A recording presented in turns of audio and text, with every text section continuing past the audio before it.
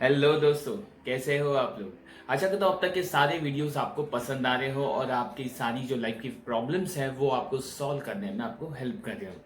आज की आज हम एक ऐसे टॉपिक पे बात करने वाले हैं जो हमारी लाइफ में हमारे बचपन से हमारे लाइफ का घटक बनता है।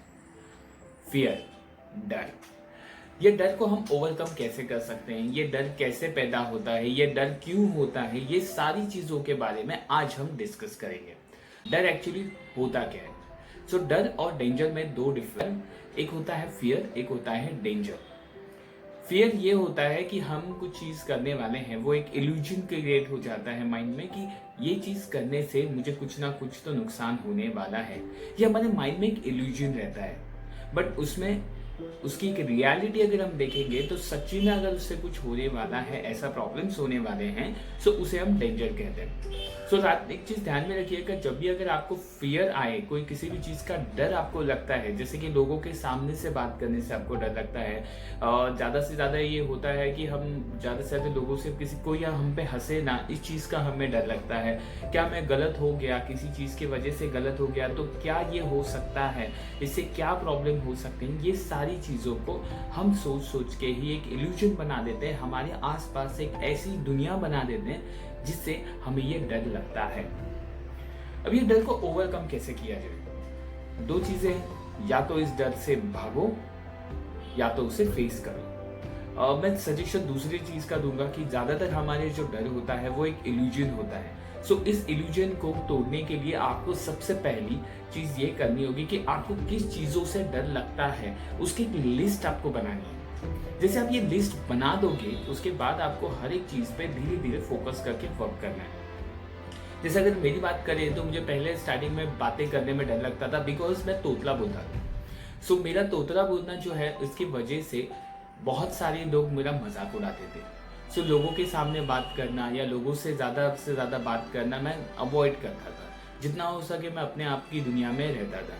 बट एक सडन टर्न पॉइंट आया मेरे लाइफ में, जहाँ पे मेरे कुछ टीचर्स ने मुझे सजेशन दिया कि जब भी अगर आपको डर, जिस चीज़ से डर लगता है, उससे जाको आप फेस करो। मुझे सबसे पहले डर लगता था कि क्या मैं लोगों से ठीक से बात कर सकूंगा। सो सबसे पहली चीज़ तो मैंने अपनी वोकेबलरी बढ़ाई, अपनी नॉलेज बढ़ाई और उसके बाद लोगों से बात करना शुरू किया। जिस वक्त मुझे ये पता चला कि मेरे से ज़्यादा नॉलेज किसी के पास नहीं है, वहाँ पर मुझे एक हल्का सा कॉन्फिडेंस आया। सो यही कॉन्फिडेंस आपको आगे लेके जाता है।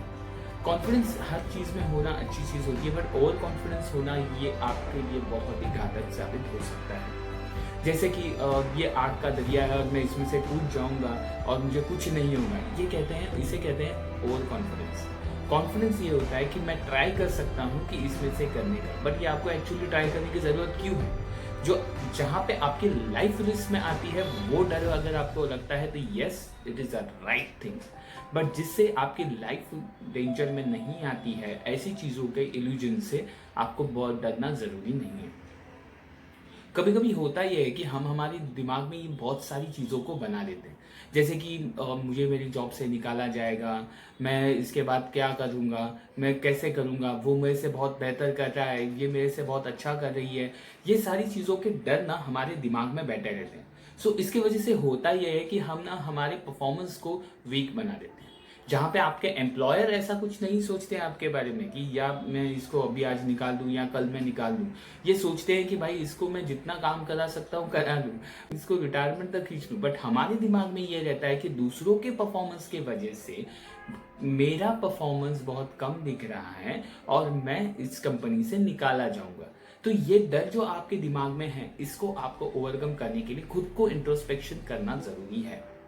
एक खुद का आत्मनिरीक्षण कीजिएगा, आपको सब कुछ समझ में आ जाएगा कि क्या हो रहा है आपकी लाइफ में। सो ऐसी चीज़ों से डरने की कोई ज़रूरत नहीं है। दूसरा होता है कि एग्जाम का स्ट्रेस लेते हैं लोग ज़्यादा से ज़्यादा डरते हैं कि अगर मैं फेल हो गया तो क्या होगा। अगर आप फेल हो जाते हो तो दूसरा अटेम्प्ट कर दीजिए, बट इसके वजह से आपको आपकी लाइफ रिस्क में लेके सुसाइड करने जैसी चीज़ें करने की ज़रूरत नहीं है। तीसरी इंपॉर्टेंट चीज़ ये होती है कि हमारी लाइफ में हमारा डर जो है वो हमेशा किसी ना किसी छोटी ऐसी चीज़ों से आता है जो हम बार बार सुनते हैं। जैसे कि मान लीजिए भूत प्रेत आत्माओं के बारे में हमें ये बताया जाता है मूवीज में कि भूत प्रेत होते हैं और वो बहुत बुरे होते हैं और वो हमें हानि पहुंचाते हैं। इसका मतलब ये नहीं कि किसी हॉन्टेड हाउस में जाके आप रह जाओ और वहाँ पे देखो कि नहीं, मैं मुझे भूत से डर नहीं लगता। ये चीज़ें करने की ज़रूरत नहीं है। देखिए, कुछ चीज़ें ऐसी होती है कि जिससे एक्चुअली में हमें नुकसान हो सकता है। सो ऐसी चीज़ों से डरना ज़रूरी है। इलेक्ट्रिक वायर्स को हाथ लगाने से शॉक लग सकता है। इसका मतलब ये नहीं कि आप प्रिकॉशंस के साथ, जो पूरी सावधानी के साथ उसे हाथ लगाएं। इसका मतलब ये नहीं है लगाएं। इलेक्ट्रिक वायर से शॉक लगता है, ये अगर आपका डर है तो सबसे पहली चीज आपको ये समझनी चाहिए कि कौन से इलेक्ट्रिक शॉक से आपको शॉक ज्यादा लगता है, किससे आपकी धड़कन रुक सकती है, और ये सारी चीजों को आपको अंडरस्टैंड करना जरूरी है। इन शॉर्ट कि आपको आपके जो डर है, अगर उस पर काबू करना है, उसको फेस करना है, तो आपको पहले समझना होगा कि आपका डर क्या है। कुछ लोगों को अकेले रहने का डर लगता है, कुछ लोगों को अंधेरे से डर लगता है। ऐसा इसलिए होता है क्योंकि हम हमारे माइंड में उसके इल्यूजन्स तैयार क्रिएट कर रहे हैं, तो उस इल्यूजन को तोड़ने की जरूरत है। आपको एक बार आपको खुद को समझना जरूरी है कि ये चीजों से मुझे डर क्यों लगता है और क्या इससे मेरी लाइफ रिस्क में होने वाली है। अगर नहीं तो आप वो डेफिनेटली कीजिए और उस आपके डर को ओवरकम कीजिए। सो सिंपल सी चीज है, अगर आपको आपके डर को ओवरकम करना है तो आपको सबसे पहले सोचना होगा कि ये डर किस वजह से है। जिस वजह से ये डर है उस वजह को ही खत्म कर दीजिए।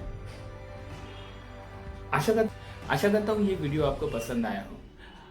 आज से आप सोच सकते हो कि आपकी डर क्या है और आप उसको ओवरकम कैसे कर सकते हो। Till then, thank you so much.